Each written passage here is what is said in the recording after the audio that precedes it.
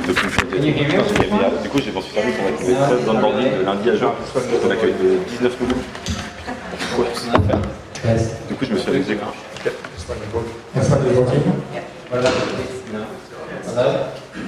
Hello? Alright. Is there. Taking the lead. Is that working? 1, 2, and 2. Alright, not too hot. It's alright. You have a private teaser fans in the entrance. If you haven't grabbed one yet, just go now. Just watch out the camera, please. When you walk around, just try not to make it fall. I let Thomas do his product before we dive into it. Yeah, thanks, Arno.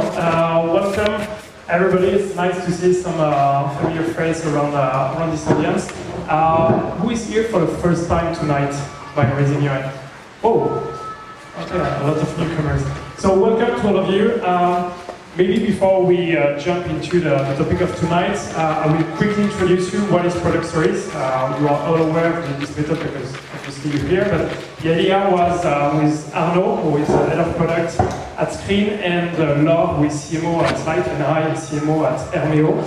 We had this idea to gather like startups, experts on different topics, from product management to design to from marketing and so on, to gather like insights, feedbacks, learnings to share with the startups world with all products around the place, in Paris and in other cities. Arno was in Switzerland this week to start launching the ProductStories abroad. The idea is just to share this experience and for you to interact with the audience, but Arno will let you do more in a few seconds. It's the 9th meetup tonight. It's the last of the season. We will be back on September, but again, we will talk to you a little bit more about that. I think I'm done here.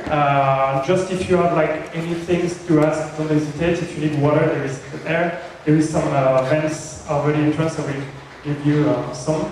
And I think it's your turn, Arno, to speak. Yeah, thank you, Thomas. Thank you, everyone, for joining with the heat wave. I think we would all be better outside drinking a beer or just enjoying the canal. But we decided to be here tonight for an hour plus together. So first, thanks to our guests as well. So Jordan, Benjamin, and Thomas, who also will spend a bit of their time with us tonight.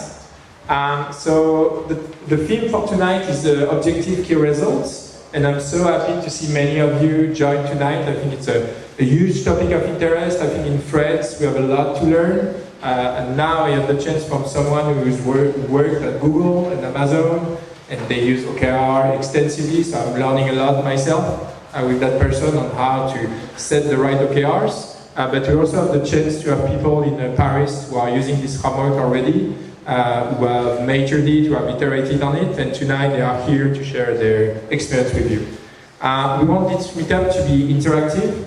I've been doing meetup organization for the past 5 years, and I'm bored about talks. That's why I wanted to switch to that format, because, I mean, the content, you can access it on the web right now.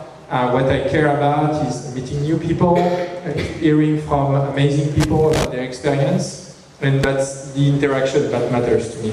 So tonight, please ask as many questions as you need. Thomas will go around with a mic. If you have any questions, just raise your hand, and Thomas will come to you as soon as possible. We'll not interrupt the flow immediately. So just raise your hand and ask as many questions as you need.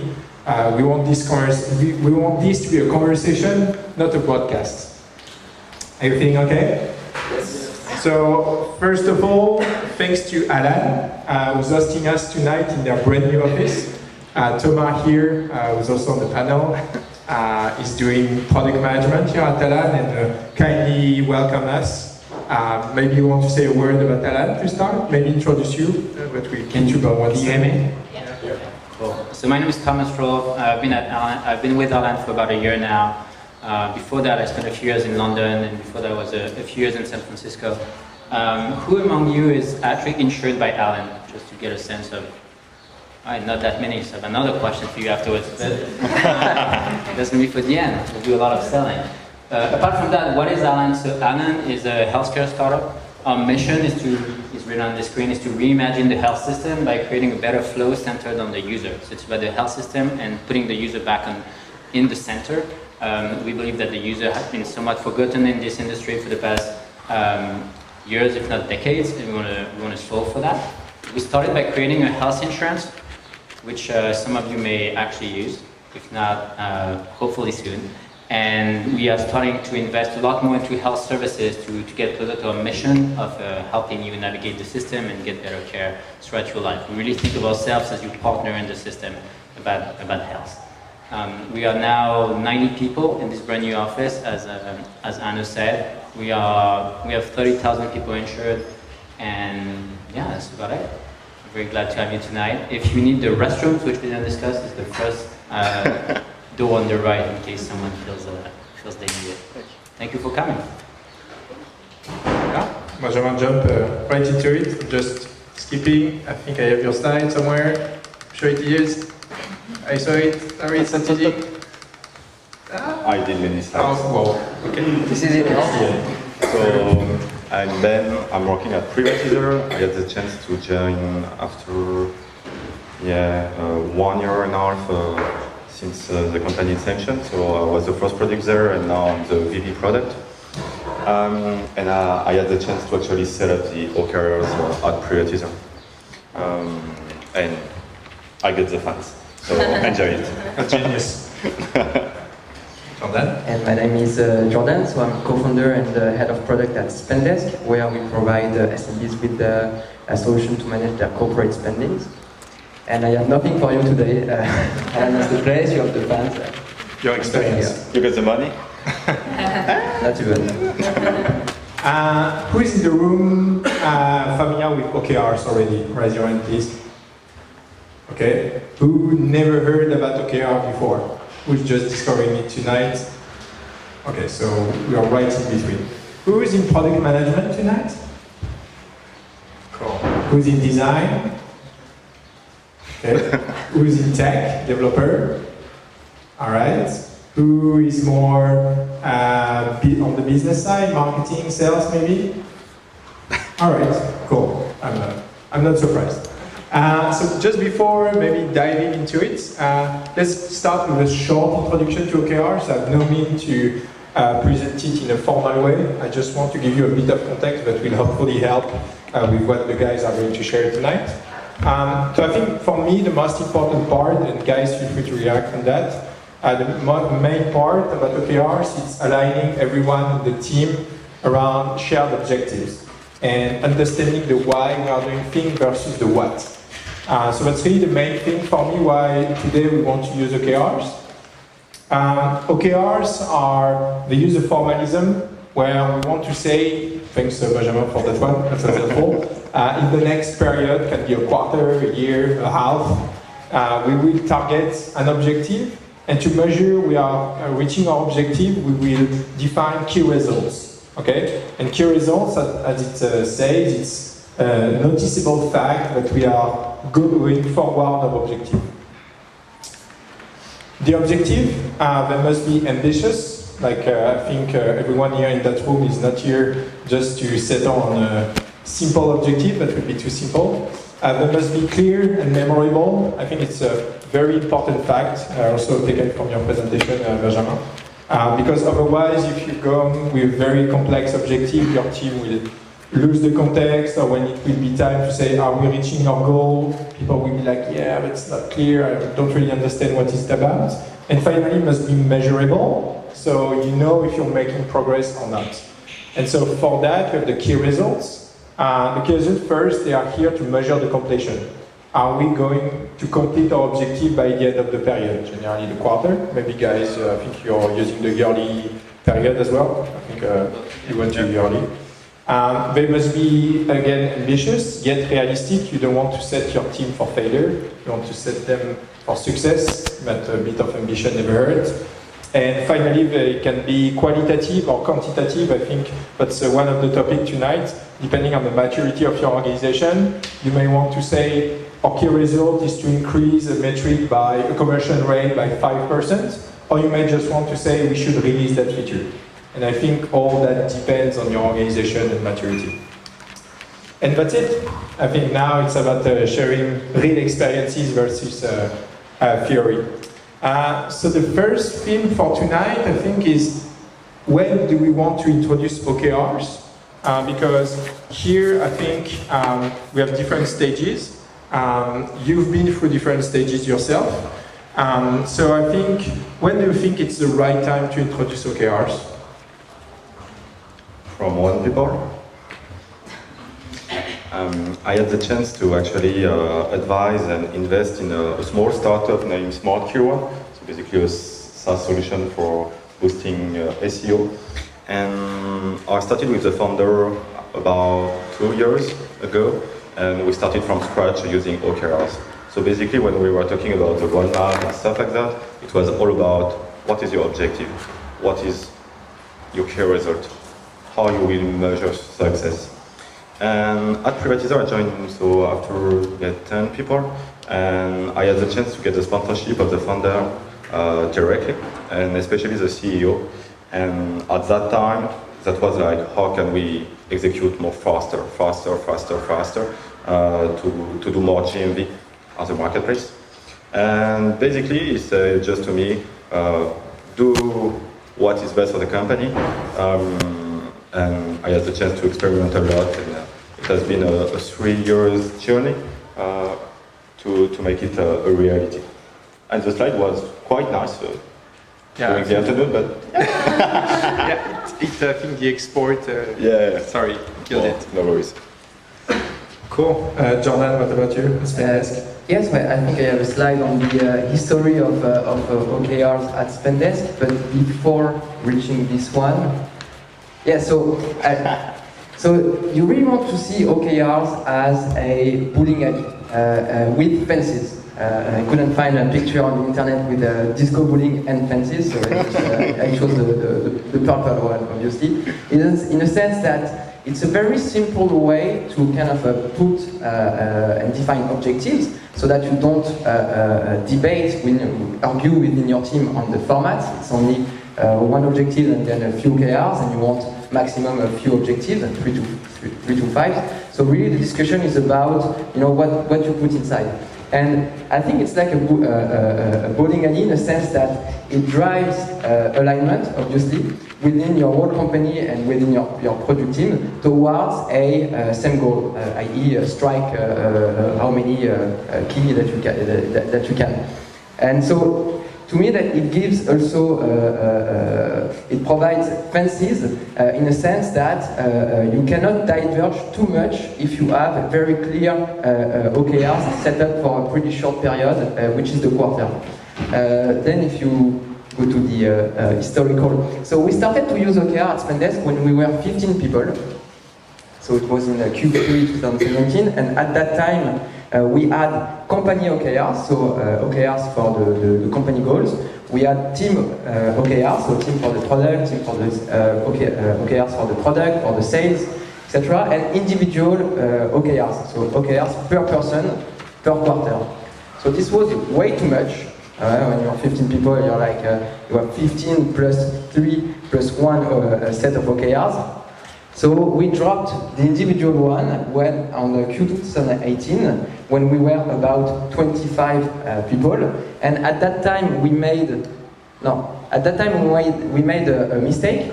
We defined product OKRs and engineering OKRs, and I'm going to tell you why it was completely stupid. Then in Q4 2018, we introduced squads OKR, which was a great way to make sure that product and engineering folks work on the same things, toward the same goals, obviously. And finally, now that we are about 100 people, we only have company OKRs. So we thought that by diminishing the number of supports of set of OKRs, we would drive more alignments for the whole company. This is, in a nutshell, the story of OKRs at Spendesk. And so as you can see, every quarter, we do it, we completely redo the thing. And it's debates about how you want to set these OKRs, because it will drive the next 3 months of activity of the whole company. So it's a pretty challenging conversations. Were you the one coming up with the idea to introduce OKRs? At that time when we were 15 people, so everybody was executing stuff, building features, and as a product guy, you want to say, okay, stop, so we are building features, that's cool, but why? What's the goal? What's the outcome, etc. And so in this quest of giving sense and directions to people, I just encountered this simple framework that that is easy to set up in a small team, and that's how we decided to implement OKRs, and it's still live today. Awesome. What about you, Thomas? So at Alan, it's one of the first things I did, one of the first projects I took on, but it was somewhat organic. Within Alan, there were quite a few people joining at the same time that had experience with OKRs or other goaling systems, and we felt the need for better alignment and focus, and so we decided to put it on. Back to the question on what's the right stage, I totally agree, like as soon as you feel you need it, one person can be great. I think once you go beyond 10 or 20, you'll need some type of system to make sure you drive alignment and focus across the company. This is a great one. I think there's also one stage when you should not introduce it, which is it's only a tool. It will only work if it's within your cultural setup. And OKRs are really about empowerment of teams and transparency and open communication and discussing what goes well or not. If your culture is not set this way, then fix your culture first somehow. But in my case, it was pretty easy because OKRs are actually very aligned with the Alan culture. So everyone was thinking somewhat aligned, and we pushed it around 25, 30 people. It's all about culture. Yeah, I do agree. I want to say it aloud. Sorry. I agree with that. It's all about the culture of the company. And it all starts top down. So basically, with the value of the company, as Privatizer, we also share the value of transparency. And OKRs are a great communication tool, a great system for that. But it starts with the culture of the company. Yeah. Do you have any question, maybe, Oscar? Continue. Wait for the mic. Okay, sorry. Yeah. Sorry. So, who do you think should be involved in deciding these OKRs? You're already making the transition to the next speaker. That's great. Yeah, sorry. I have a loud voice, so I can speak without the mic, I think. Do you mind if we come back to that later? Yeah, I think it's the next topic, so. Any other question maybe on that, on the stage? Maybe sharing experience as well is fine, no? If you want to share. Yeah, we have one question here, one question there. Too loud for the recording. So, working in our startup right now, we're thinking to implement OKR and we're thinking to go into that very deep level. Like you've talked about Jordan, which is like personal OKR, team OKR, and company OKR. You're basically saying that we should not do this because it's too much effort. And then you are now today just having a company OKR. So how can you align people like the low level to those very high level OKR? How many people are you in your company? 35 people. So when we had individual OKRs, it was kind of too much outputs, right? It was deliver that project or ship a note on this. Actually, I have a slide. I anticipated that question. Which one is it? It's no, it's not this one. No, I think you're later. Sorry, we are. I did too many slides, sorry. Anyways. Yeah, I will find it. No worries, go ahead. This one maybe? So, yes, but you cannot see anything. So, so it's just. Yeah, go ahead. So basically, it was. So this is the example of OKRs of a product manager who joined Spendesk like a few months ago, before writing this. And so basically, it was super detailed, project like perform X user interviews. It was completely useless to kind of help this person know where the priorities of the company is, and it was also useless to help this person understand how she would contribute to the goals of the company. So one of the things that we understood is that one set of OKRs for a team of 30 people up to 50 people, I truly believe that it's enough. But if you want to kind of if you want to make, if you want people to understand where they would have impact, you can have KRs owners. And this is a tip to say, okay, so as a product manager, I will own the KR around acquisitions or NPS or whatever, and then implicitly, the whole squad, the whole squad that is behind this product manager will work on that, right? So it's a way to kind of light make the project of defining quarterly OKRs lighter, but also a way to have people understand where they would contribute. Plus one on that. Please take the mic, Ben. Oh, sorry. Yeah. Take the mic. Take the mic. Plus one on that. At Privatizer, so we are like 80, and next week we will be 100. So quite a lot of growth. And in 3 years of experimentation, what I found working best was basically yearly OKRs for the whole company. So basically with the 5 rules, so 5 objectives for an entity and 5 key results for an objective max. So that's the sanity rules we use. So for the whole company, yearly based, we got 5 objectives max. And after we split the company into tribes, so basically it's a group of 15 to 30 people. So basically it split the company into small set of people and cross department. That's the main takeaway here. So don't do team OKR, it sucks a lot. I think one thing to make it concrete as well in our experience is once you start introducing OKRs, there's actually a lot of work to go into it. Once you want to, defining one set of OKRs means debating it, setting the right metric, and then every week, and probably we'll get back to it, reporting on it, thinking whether the metric is going in the right direction or not. And so if you spend a lot of time defining the metrics than just tracking metrics or setting up dashboards because you probably don't have the right data infra, etc., you kind of fall in love with the framework and you just don't do work. You just set OKRs all day long. And that's kind of one thing that I think we got wrong. When we were 30 people, we did company level and squad level, we called them crews. That's probably too much. We spent quite a lot of time the first iteration on defining those metrics and less debates. And in the end, we barely followed them, or not enough. Now that we are about at 100 people, those 2 levels make more sense, I think. But doing it again, I would start with companies OKRs only. Focus on the main metrics that really matter and make sure your tracking is in place, that you actually follow them and take actions when it's not on track. And then add layers of complexity, because the 3 layers are just pretty tough to operationalize. We had a question at the front, Thomas, I think. No, it's okay? Yeah, covered it? Oh, it's okay, it's okay. Don't rush. Sorry. Yeah. Thank you. Would you say that tribes OKR is necessary? Can you work with department OKR? Because I think if you focus on departments, you can have people working cross mission, cross objectives. Yeah, basically at Privatizer from scratch we started with cross-department OKRs.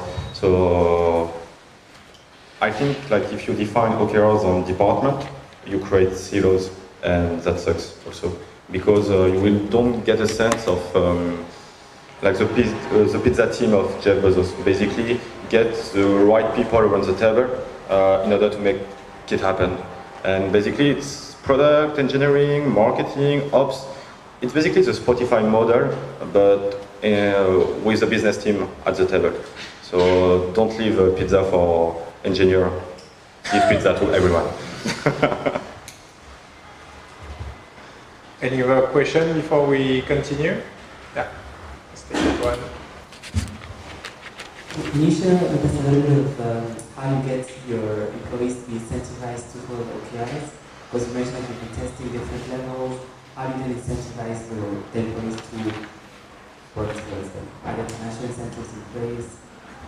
Yeah, I think even opening up the question, thanks for that's a great question. I think can you please walk us through how did you adapt the model to your stage? Because I think, as you say, OKR is a framework, and so it depends on your culture, it depends on your stage. So what tweaks have you made to that framework to make it work in your context? I If any, maybe. I think in my case, so before Alan, I used to work at Facebook, and so it's kind of the opposite in terms of scale and access to data. And so the culture was really data-driven. You could get any data easily, and everyone was very used to setting goals, etc. And so I think at first I didn't adapt enough to the culture, and I was like, yeah, let's set very, very specific goals and define what a great metric is like.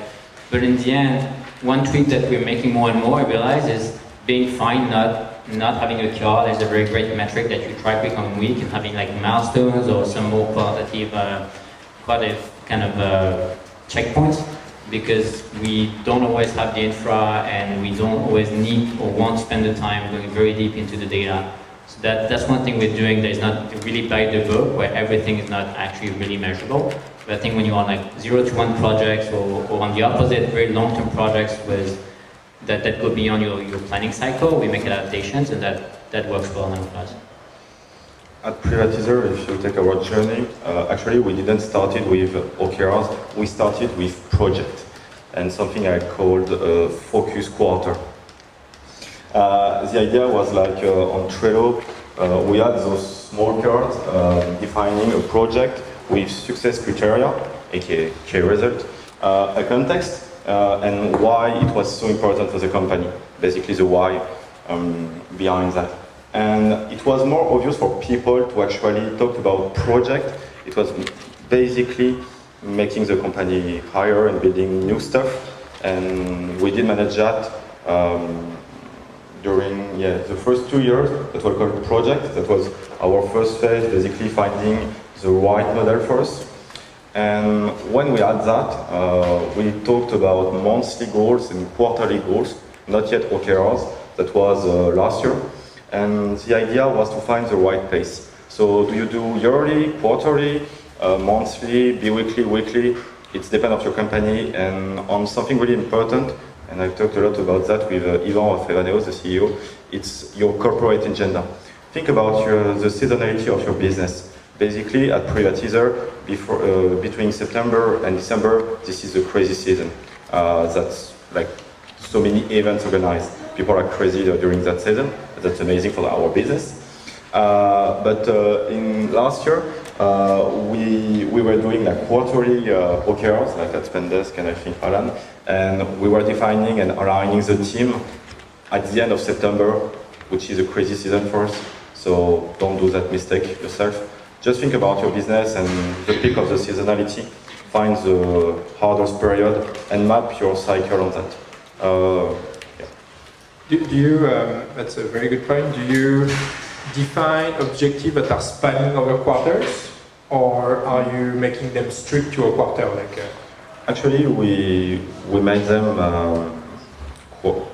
we don't do quarterly, we do 4 months because of that, so 3 periods in the year.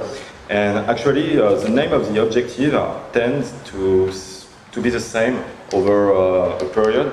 So I had some example, like, not the yearly, can you do the, yeah. Like, I told you an example, basically, our digital acquisition squad got that objective since, I think, 2 years, which is basically, say, boost our organic traffic. And that's a good tipping point, actually, to build a permanent team around that, because once you get the same objective over and over, you get actually a squad. And I was talking about that with Jordan 2 weeks ago.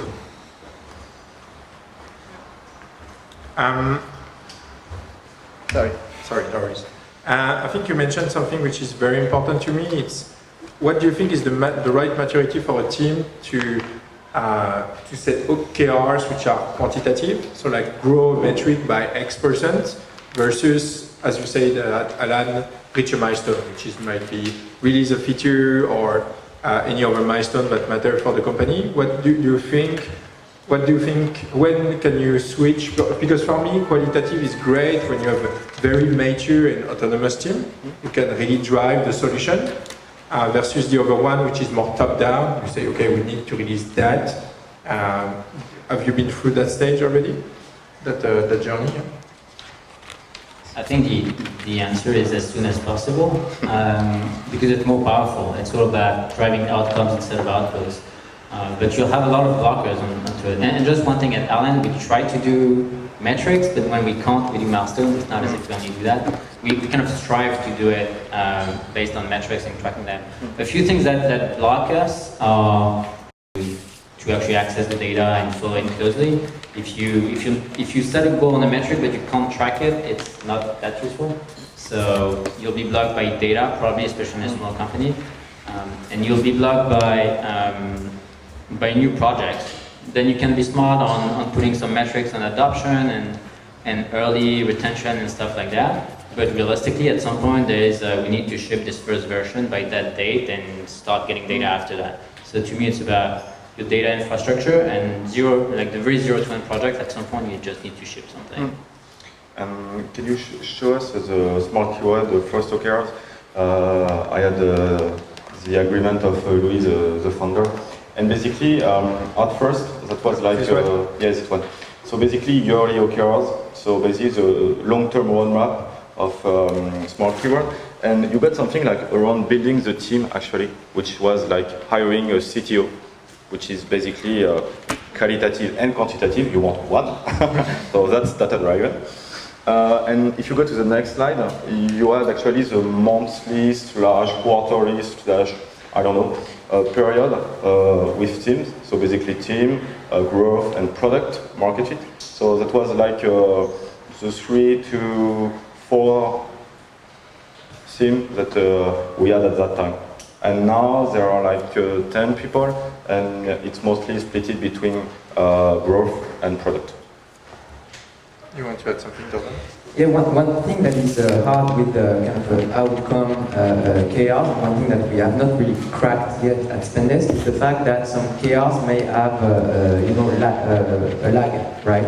In the sense that on quarter one, for example, you want to improve NPS or retention or whatever, and so you would have a squad building features on this, and it's the end of the quarter, you shipped a few stuff, but then the effects of what you shipped is not yet visible. So did you reach your goal? Not, but have you completely failed? That's not sure either. And so, kind of, so then you start a new quarter, because you don't want to just ship stuff for the sake of shipping it, you kind of remember the old KRs that now you should have an impact on by just measuring it and just seeing the effects of what you shipped in Q1, for example, and see the effects in Q2. And now you have new Q2 KRs with new goals in terms of metrics, etc. So you're building on these. And so you're kind of one thing that we have not completely cracked is kind of the lag between you build something on a quarter,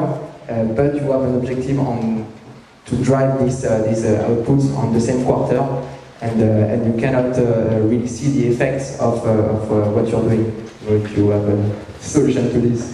Yeah, but just not to deep dive into the solution, but I think, and it's linked to a point that you said previously, don't spend too much time like forecasting and defining the threshold of the KR perfectly.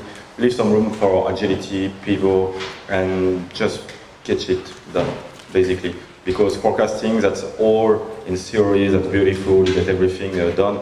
I think with a scale like your Facebook, that's mandatory, but in early stage startup, you just use basically OKRs to align, focus, and make your people accountable. So if the metric is not like perfectly right, it doesn't matter. Yeah, I just have a question. How do you follow, do you follow the OKRs? Like, do you just decide them at the beginning of the quarter and then you wait till the end of the quarter to know if you meet them or not? Or do you follow them like weeks by weeks or months by months? Yeah, that's a great question. I think we're coming to that just a bit after, because I think first I want to talk about how should we define OKRs. And I think tracking is definitely part of that. Thanks for that question. Any other question on that theme before we jump? Yeah, let's take that one and move on. Sorry, I'm coming back to your question, just is coming up. That's a great question. Yeah, so you were talking about outcome-based OKRs. Basically, when you're in the scaling phase, you just raise money. How do you balance or restrain, for example, VC or CEOs to just put outcome-based OKRs and like take time to just research stuff? Why would you want to limit the CEOs in putting outcome-based OKRs? It's their job, no? Yeah, but it's just that sometimes Putting too many? really obvious, like just more margin or things like that, and like I think you can lose time for the next quarter, like to discover new stuff, and just too focused on a specific metric. So I don't know how to like balance that. Do you have a concrete example, maybe, of an OKR which set you up? Frustration to share? Yeah. It's anonymous, we don't see you on the camera, no worries. Like double the margin or something very obvious. Looks like a good OKR. Yeah. Good company objective. So, one answer that I can give you, that you may read in books that an OKR is reached if you reach 70% of it, more or less. In the US, in France, it doesn't work like that. So why this 70%? It's because you want to set goals that are 130% too big to be reached in order to make people move out of their comfort zone. But another way to see this is that you may want to allocate your resources 70% working on OKRs, and so you may want to have 30% of your resources to do stuff that are not OKRs, such as maintaining stuff or such as discovery. So it could be a way to kind of say that, okay, you're giving us objectives, I'm going to negotiate with you that I'm going to invest 80% of my resources on these, or 70 or whatever, and then the rest, doing discoveries, innovations, and projects that you're not going to put objectives on because you cannot. I believe that you cannot innovate if you set goals too early. Right. One more thing about the research phase. Basically, I did hack the OKR system, like qualitative and quantitative, and basically for researcher, in order to make, basic or foundation things, you can actually set key result, saying that we discovered like 3 new major problems for our user. That's a key result actually. During this season at Privatizer for summer, we got an objective saying boost our conversion rate on the public marketplace of privatizer.com and .es. And basically there is one key result saying actually build a new flow for our user based on a psychological analysis, which is basically a key result for researcher. And that's a key result, and it should be at the same level as double imaging key result, for me at least. I love that. So one of the things I learned with our director of engineering who joined from Google, as I said, is they have those notions, and I think you have the same at Facebook. I have the same, the understanding goal, they call that. So it's a goal where the outcome is not a feature or code, but you're just understanding something. For example, we use that extensively now in the engineering. For example, we have a project to move our backend to Elasticsearch, but this quarter we just come up with a design plan that we'll likely implement next quarter. And so the outcome is an architecture design plan. We validate it all together, and next quarter is about moving on. Yeah. I don't have much more than that. I think that's a good answer. Yeah, definitely a good one. So yeah, understanding goal is powerful, especially in engineering, where it can get pretty deep. Let's move on with OKR definition. Can you please walk us through how do you define OKRs? Is it like, do you take a week off? Do you go on an offsite? Is it, as you say, the CEO coming up with company objective and the team are working back? Is it bottom-up initiative? Like, open up the box, please.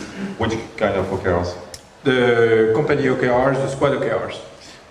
So at Privatizer we do basically yearly and 4 months OKRs and bi-weeklies, and go to the, I had a slide with our process basically for 4 months planning, that's after that.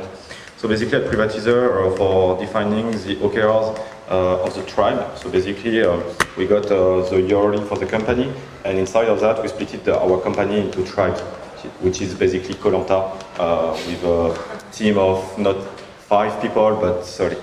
And so we have this process in 2 phases. The first is basically to understand the why. So we start like bottom up. We have those roles named squad lead, SMEs for subject matter expert, and our executive team just brainstorm individually. So they basically do a document on what are the most important things for the next 4 months. It's not like that. And after tribe per tribe, we gather the input of everyone, and we start to identify the conversion point, and the one where there is some doubts. And during the phase 1, when there is some doubts or misalignment, we do some workshop on this in order to align ourselves, to crunch some data. And the end of the phase 1 is a seminar. So basically, it's a 1-day seminar for our executive team. So there is like the CEO, the CFO, the CTO, you obviously? Yeah, me as VP product, the VP of sales, and the VP of operation. And I think I don't forget anyone, sorry if I did. So we gather with all of the input of the team, and we actually built the skeleton of the OKRs. So basically the name of the objective and the key result in order to actually drive our strategy. The most important part on that stage is to actually say, we will not do that thing, and put it in writing.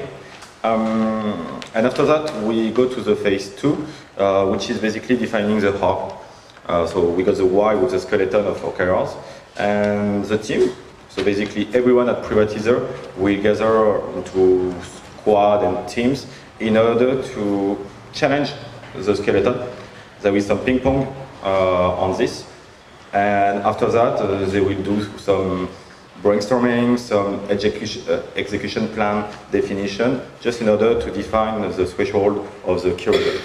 And basically, this whole process is about something like 2 to 3 weeks. For summer, that was quite long because of holidays. So be sure that you have everyone available to do that thing, because if someone is not during phase 1 or not during phase 2, there is like ping pong about the why and how was that designed for. Yeah. So first phase, the why, an OKR skeleton. Phase 2, the definition of the how, and key result, precise definition. Jordan, I see you smiling. So at Spendesk, it's a bit less structured than that. It's a bit more messier. Every time it's kind of a war, I'd say. So first of all, you need one person to drive the process, because this person is going to come to your head of sales, marketing, etc., asking questions such as, hey, what do you want to do in the next 3 months, or hey, what do you want to do in the next year or so? And these kinds of questions, when you ask with them and you are not prepared to answer, are kind of, an aggression, right? So these people, you need someone to basically get them on board, right? And get them out of their day-to-day to discuss with them about what they want to do, most importantly why they want to do it, etc., and kind of gather all these pieces of information from the different teams. So first of all, you need one person to kind of drive the whole process. It cannot be your CEO. Who's that person at Spendesk? It's me. Okay. So it cannot be your CEO because he's too busy raising money, etc., or setting weird goals. It cannot be your head of sales because he's busy, selling. And if it's the head of sales, you're going to end up with a sales-driven roadmap. I don't know if you want that. That's a good question. So usually it's one of your product managers or head of product if you have one. And then, so at Spendesk it usually takes 2 to 3 weeks. Kind of a part-time, so we have a few different meetings where we, the first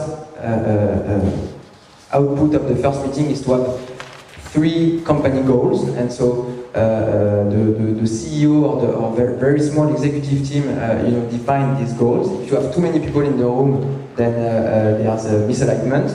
If you have too few, then maybe they don't have all the context of all the information, so you want to find the sweet spot of the number of persons that are going to define high-level objectives.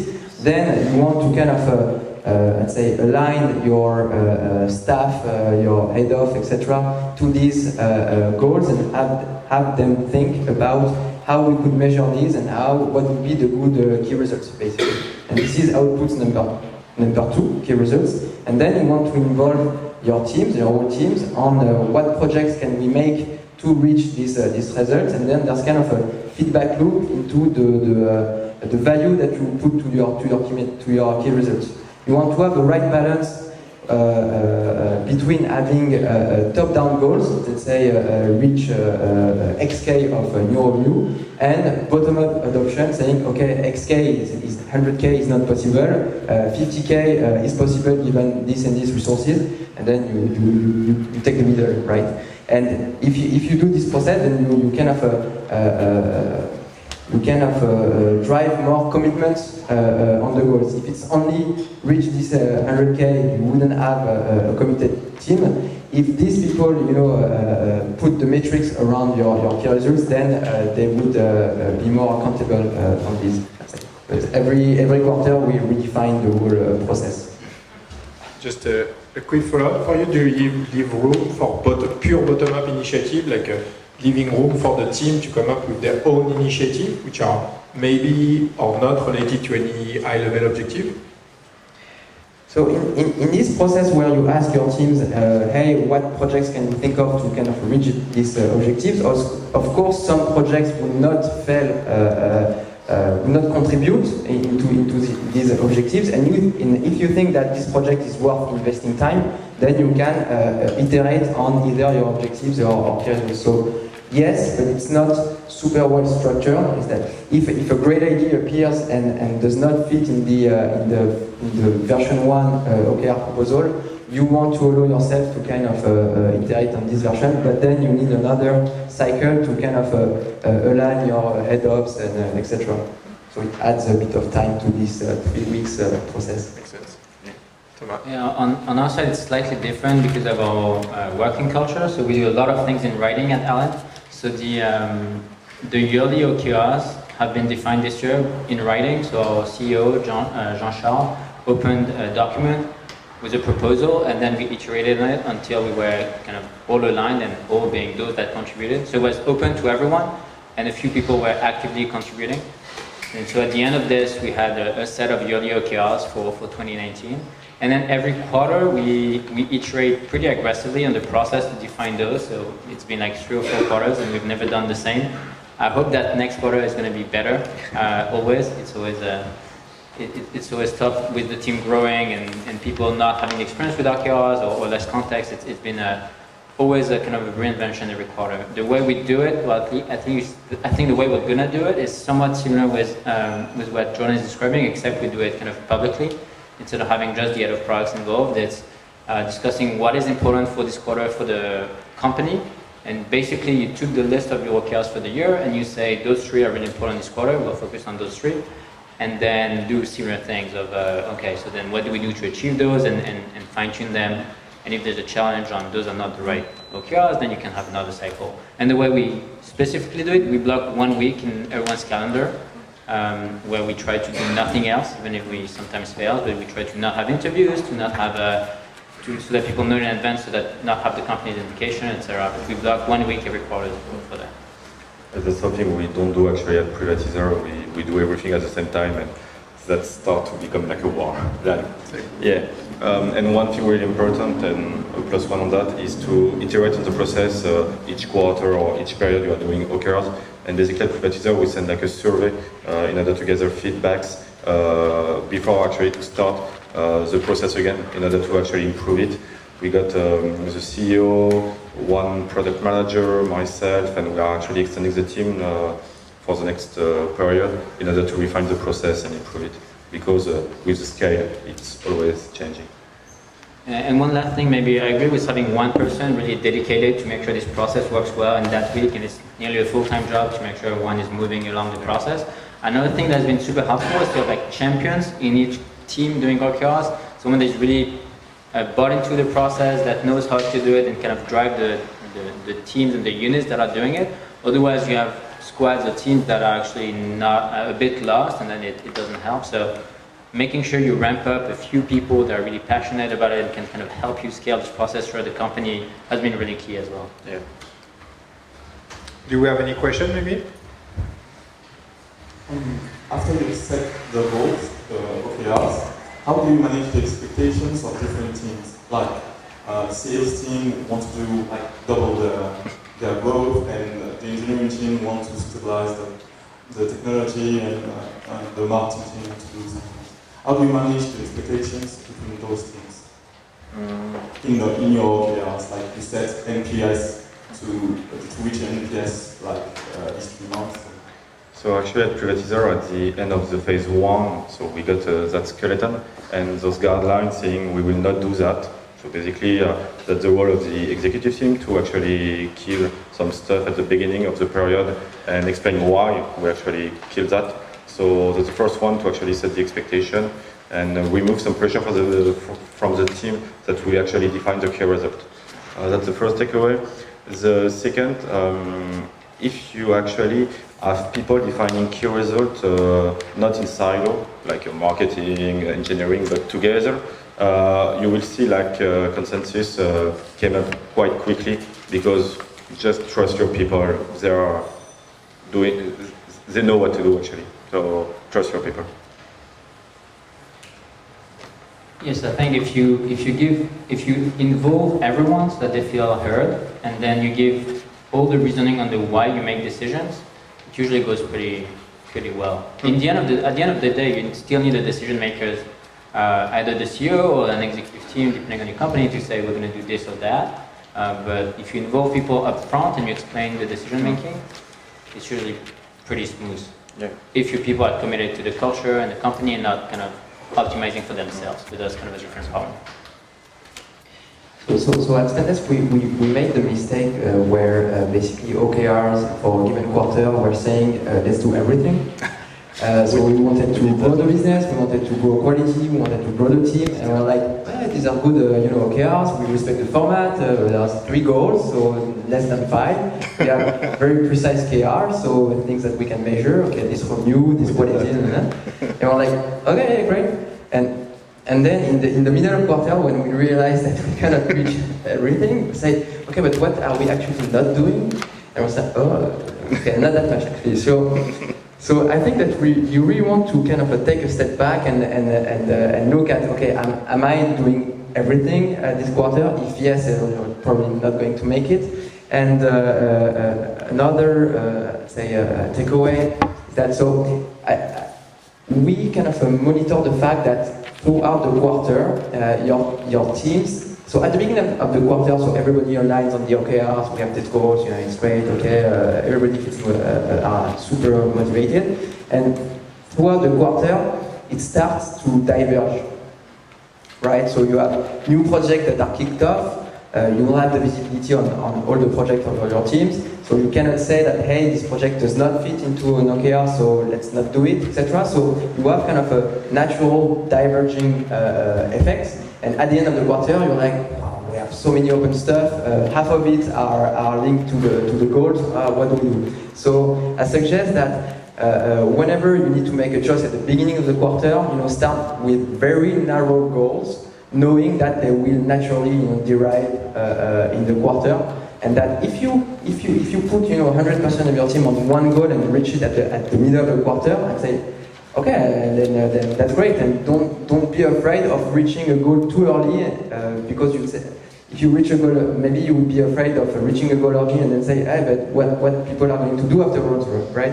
But it's better to reach the goal as early as possible, and then just define another one that defining too many and reaching none of them. And especially for the mood of the team, like it's so great because you have wins versus non-achievable, like a long-time target. But actually, I would challenge that. How can you, and that's back to your question, how can you track on a regular basis that you are making progress and not diverging? How do you, throughout the quarter, how do you track that you're on track with your objective? So one of the worst things you can do with the OKRs is the set and forget. So you set them, you spend 2 weeks, 3 weeks off-site, etc. Setting goals, and then okay, we did a great job, and just forgetting about this. So I believe that it's the role of the leadership to kind of repeat these goals continuously, even without the metrics, we just repeat this. And when you start having people saying, okay, I got it, then you've done your job, right?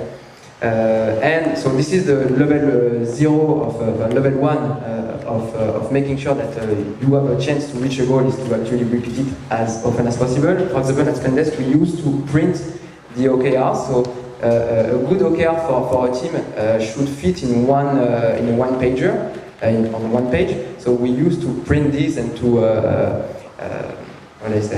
put them on walls everywhere. So it was nice. We stopped doing this for the environment, obviously.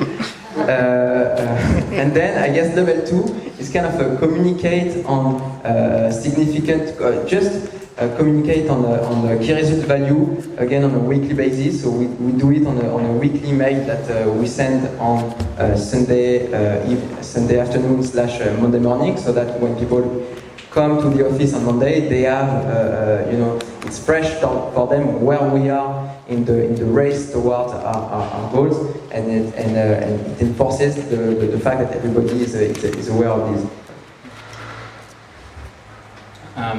Agreed on the over communicating. That's definitely key. One thing I would add is on top of that, you can set up a bit of process. So depending on your scale, it's going to be quite different. One thing we do is we ask each leader of a team to report on a weekly basis, and that's helpful to make sure that they actually spend time thinking about those goals. If the report itself is maybe less important than just making sure that they spend time on it. And so that happens every week. And the leadership team or anyone in the company can go and challenge if they think it's not on track, etc. And you also ask your teams to raise their hands if they think that they're not going to reach the goal, if they need help, if they need more resources, if they are blocked. Pretty much empower the teams, ask them to communicate themselves back to the rest of the company.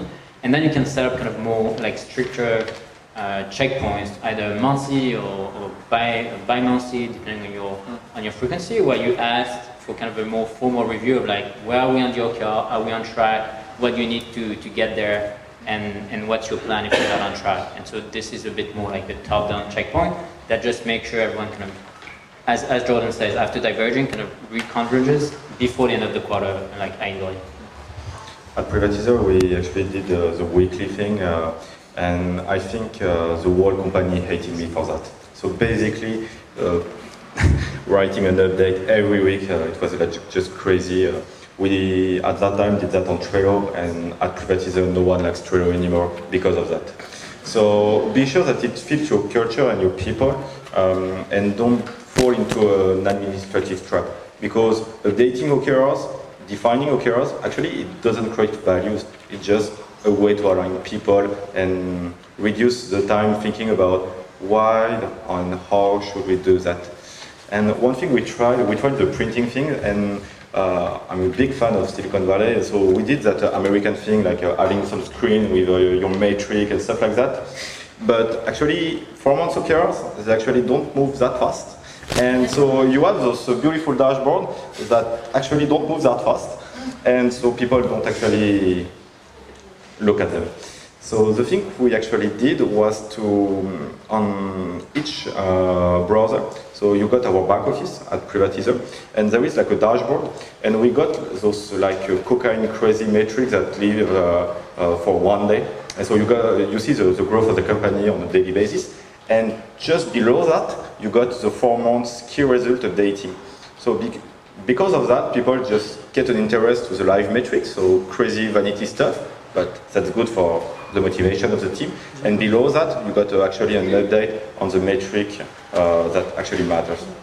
And we ask now for a bi-weekly update with a simple status saying, are we on track? Are we at risk, or are we between both? So there is like a Notion page with like green, orange, and red. Thank you very much.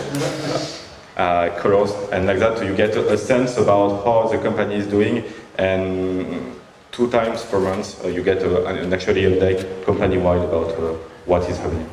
I love this format because I have a friend who mentioned me that during that OKR tracking meeting, they only look at the red ones. Yeah. It's green, it's great, let's move on. We don't have time for what's going well, let's focus on what's at risk, and how do we adjust. Just I wanted to follow up with two things. I think for me, OKRs are also a way to split time in two phases. One is about the strategy, that's the definition of the OKRs ahead of the quarter, and next it's all about execution. So I think OKRs are here. More keyword, it's still a spreadsheet, because that's 10 people, you don't need stuff actually, all of the people are around the same table. No need for a big tool like Trello or Notion. We just use a node system, so the OKRs is just a document. When you think about it, you would have 3 objectives, maybe 12 key results, so it's only 12 metrics to update on a weekly or bi-weekly basis, so it's not an expensive thing. So I think that the simplest the tool, the better it is to make sure that you're not over-engineering the thing, but just have the discussion about what to do and why, so just a note. In our case, the weekly updates in Slack, so it's really just a post by each team. And the definition and kind of more the review at the end of the quarter is we use GitHub, so it's GitHub issues, but pretty much a doc. You could do Google Docs or whatever. Yeah, we use Quip, which trust me is bad. Yes. It got in the company because of the sales, because it's super integrated with Salesforce. But as a note editor, it sucks. And Trello for tracking. Trello, I use a card with a checklist, items being the OKRs, and every week in comment we post the status, and we use the red, yellow, green system. Works fine. Guys, we are almost an hour in. Time flies. How do you feel, guys? Good. Feel like continuing? A bit warm, but I think it does. Yeah. How do you feel on that side? Feeling great? Let's extend for 10 more minutes maybe, and then go enjoy the terrace and the networking part. That's good? All right. One of the last themes I had in mind tonight is we talked about when to introduce OKRs, how to define them, now how can we deliver with them. So we talked a bit about squad, which is a tribe, squad, which is an interlaced topic. Does that sound a topic of interest to you? Yes. Yeah? Sounds good. Do you have any? Does anyone have another topic in mind? Yeah. Maybe. Yeah. Road mapping, maybe. Sorry, road mapping. Okay, road mapping. Who's in for road mapping? Let's do a quick. Okay. Who's in for delivering with OKRs? Okay. Okay. So we have a 50-50. So I think Jordan will be the perfect one to answer that, because he did a talk at Serena just about that 1 month ago. Road mapping, you mean? Yeah. About road mapping or slicing the team? Road mapping. Okay, let's go with road mapping then. All right, let's go. Sure. Yeah. Jordan. What's your question? now you take the mic, please come. Because it's a large subject. Yeah. Yeah, it's just the link between the OKR process and the road mapping process. And the temporality, like how to redefine your roadmap. Okay. So in a very short period of time, so at Spendesk we have 2 artifacts. We have the roadmap and the release plans. So the roadmaps is a kind of a high-level problems that you want to solve. It's initiatives, it's focused on the outcomes. It's a 1 year range, right? And it does not contain any dates. You only want to have like big problem that you want to solve, for example, integrations, self-service, etc. So we have that on a 1 year plan. And then we have a release plans, which is actually the list of features that you're going to build on a quarterly basis. And on this, you want to have dates that are as precise as possible to communicate to the rest of your teams. And so at Spendesk, it's enough to have dates that are weekly dates of releases, and so you say that okay, so we're going to release these features on a week 1, and then month 2 and month 3, basically. And so when you think about prioritizations, to me it's really kind of a geometric problem, right? So you have items, you know, IDs, stuff, etc., that you want to put in in a repère, in a geometric repère that basically have two axes, value and cost, right? And then you have kind of a prioritization function, the rice from intercom or ice from not intercom or any other prioritization function that is going to take these two. Yeah, sorry, Edouard, who attended the talk. So you have this function that basically draw a plan in your geometric space, right? And so, long story short, the OKRs are here to define the value axis, right? So if you have an objective on improve quality, one OKR, for example, reduce the number of bugs from X to Y, you're going to try to project every features, every etc. And you're going to try to assess by how many number of bugs would this feature decrease, how many decrease in terms of number of bugs would this feature bring. So you're going to assess basically all the projects that you have on the value axis that is defined by your OKRs. It's pretty conceptual, but it's... And requires some math basic. You do OKRs every year? Sorry? You redefine your OKRs every year?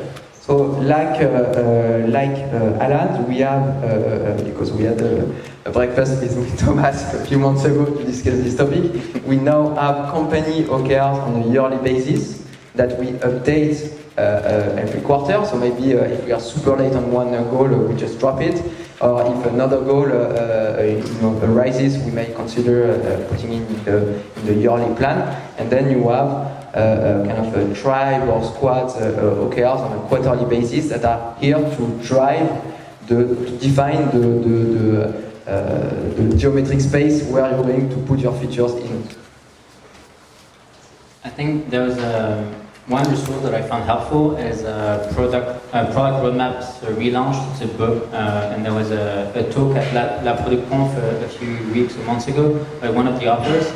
Yeah, well, but then you have a full book in it, but reading it, you haven't finished yet. All right, I went to the conference and it was very helpful, at least for me, because it highlighted a few things that we're struggling with at Allen. In our transition to OKRs, we pretty much went from like a release plan, as Jordan said, to adding OKRs on top of it. And then we spent a lot of time defining OKRs, but then no time on projects. And so we had great goals, but we didn't know what we were going to do. And so we currently need to refine our process for next quarter so that we actually do both. And I really like the separation between your OKRs and your release plan, and then road mapping. I don't know if it's both, if it's one of them. There's kind of wording that you can define on your side, but you really need to do both. You need to define who is involved in which and how you phase them in time. One thing that really didn't go well last quarter at Allen is to focus mostly on OKRs and not enough on the product or release plan, and then spend a lot of time kickstarting the team on great goals that we didn't have any means to achieve. Long story short, to say the book is great. At Privatizer, basically, do you hear me? Is that better? So basically what we do at Privatizer with our priorities is when we define actually the threshold of the key result, we basically do that exercise, what are the best candidates to actually contribute to that key result, and that's how our roadmap is built. So it's outcome based because it's linked to a key result, but at some point you actually need to get to the output in order to score, thanks to RISE, ICE, and whatever framework you want to try. They are all great, depends on the company. And at Privatizer we do that thing. Basically we got that column with the can't miss, the next and the later. So basically everything in later is just killed right on the spot. And after we based all of the key results on the can't miss columns. The idea behind that is to actually get some estimation, so I guess the cost axis of Jordan, with product, engineering, design, eventually some business bottleneck. Like for us at Privatizer it's marketing, which is quite busy, so we try to evaluate how much does it cost for us them to actually work on something. And we got that column, and we try to have everyone to commit on those, and only on those, in order to have committed goals. because we try the stretch goals, so the US one, when you have those moonshots, beautiful like Google does. But actually in the French culture, failing is hard. It's really, really hard. And getting a team to understand that 70% of the key result is good, from my experience in France, that's really, really, really hard. So make sure that your team commit on the can't miss and make room for the extra miles. So basically the next column, and order everything in order of importance. And like that, if someone wants to actually do the extra mile, do something on in own time, or if there is like a lag between two projects, they just get the column in order to just focus on what matters for the company. And there is like a slide with that example. So basically, no, that's right after that. It doesn't matter. We got a slide with priorities, an example of one of our objectives, but it doesn't matter. So one column, can't miss. Next, later, do the cure on the can't miss column. Be sure that your team actually commit to that based on their capacity. And we do some magic math about that at Privatizer in order to be sure to have like a data-driven approach to that. Awesome. I think Dave as well. It's the same. I think I want to call it a wrap. Thanks, Jordan. Thanks, Benjamin. Thanks, Thomas, for your experience, your learning. That's first. Thanks for your transparency. It's not easy to share on that. So thanks a lot, and I think we can give them a big round of applause.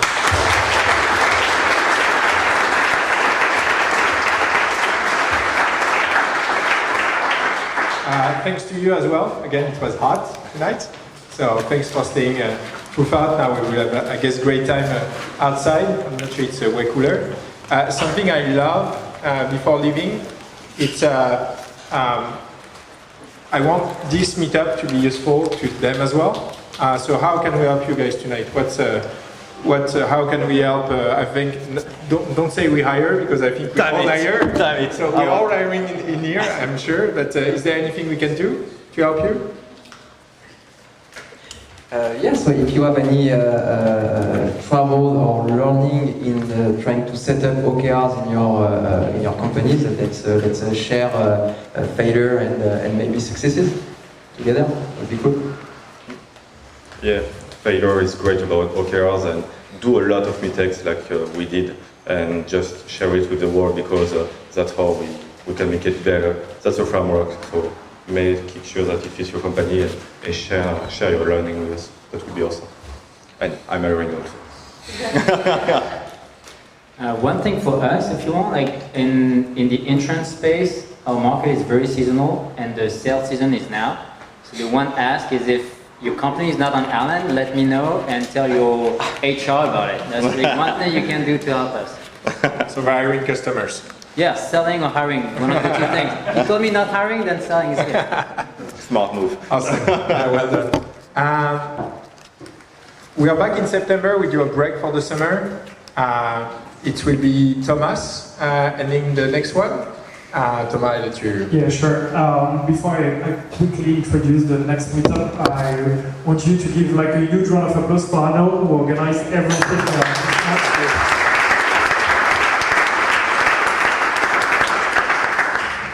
I didn't explain it in the intro, but the idea behind ProductStories is we are 3 co-founders, and each month it's one of us who like take the lead on the organization, on finding the speakers, finding the venues. So actually it did like an amazing job for the last one of the season. The next one in September will be again about product marketing, a topic we already covered at Deezer like a few months ago. But this time I think we will be focusing more on how and when to launch a product feature. So all the framework you have to follow, all like the PMM aligned with the PM, with the like marketing and sales team. So everything to do like a product launch right. Another thing before we go for some drinks and eat, ProductStories, it's like a product itself. It means that we are willing to get as much as feedback as we can. We already had during this almost entire year gathered a lot of feedbacks from all of you. Please don't hesitate to reach to us on Twitter, on LinkedIn, Medium, YouTube, and so on, where you will, by the way, find all the takeaways of this meetup in a couple of days, maybe weeks. we'll see with the video and the takeaways. So yeah, we need you to make this community like way bigger, all these like meetups way better. So please share all your insights with us, because Product Stories, it's above all, it's for you. So we need to reach the highest quality of the meetup. So thanks again for coming tonight, and let's have some drinks. And, one more thing, I had the chance on Monday to meet a sketch note artist that spent something like 4 hours with me in order to draft how Privatizer is thinking about its organization. So that's that drawing, and I think you will be able to meet him during the next Product Stories because he will mostly do sketch note in live. So thank you very much, Alex. He is not here tonight because he was not available, but he did an amazing job to actually summarize and just put into motion how Privatizer is, imagining its own organization. So thank you, Alex. Yeah, I think it will be a great addition to the meetup, and I'm looking forward to meet Alex. I think you have copies of that? Yeah, so if you want to see closer, yeah. I think Benjamin has some copies. Yeah. Be harsh on your feedback. I like great feedback. I like, it was amazing, but I like the behind the scene part as well. I was missing X, I was missing Y. For example, a recurring feedback we had is you don't go deep enough into the topic. Was tonight deep enough? Let me know. Thanks, enjoy the rest of the night. And just some logistics, we have some beer and some food that we'll take out. We can go on the terrace, but there's one door where it's written, don't use it. Please don't use it. Sounds simple, right? And then if you're outside, you can't come in without a badge, so it should be fine, but just be mindful that there's a button to push. And thanks to Alan.